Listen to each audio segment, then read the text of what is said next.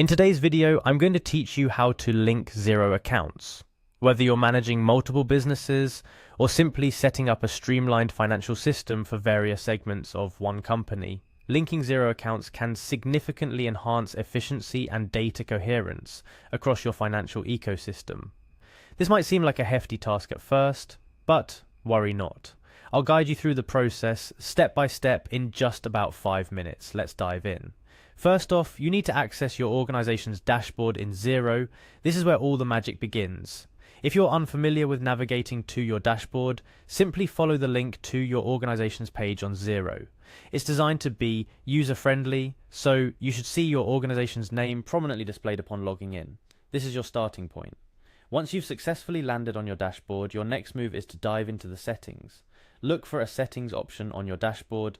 This is where Xero houses all the customization and configuration settings that allow you to tailor your Xero experience to your business's unique needs. Give that a click to proceed. Remember, these settings are pivotal in managing how your account operates, so familiarizing yourself with this section can be beneficial for many reasons beyond just linking accounts. Following that, within the settings menu, you're going to look for an option labeled Xero to Xero. This specific functionality is what makes linking accounts possible, facilitating seamless data flow between your different Xero accounts. Clicking on this will take you another step closer to achieving an integrated financial management system. Once you're in the Xero to Xero settings, your next action will be to copy the code presented to you. This unique code is essentially the link between your accounts.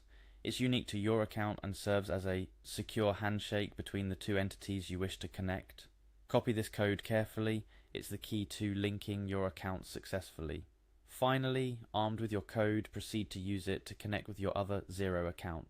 This might involve switching over to your other account or possibly sharing the code with a colleague who manages the other account, depending on your specific situation.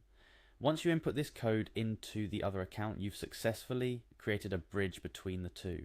What you've done is not just a mere technical task, you've streamlined the financial operations across the business or businesses you manage. This link allows for a more unified view of your finances, simplifies transactions, and can make comprehensive financial reporting just a few clicks away. A few additional tips before we wrap up. 1.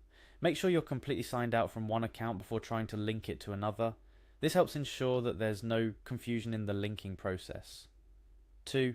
Be mindful of the permissions you have on both accounts. You'll need the appropriate level of access to perform these actions. 3. Remember, the code is sensitive information. Treat it with the same care you would with your password or other secure data. 4. Once linked, take some time to familiarize yourself with navigating between your linked accounts. It might feel a bit different at first, but it will soon become second nature.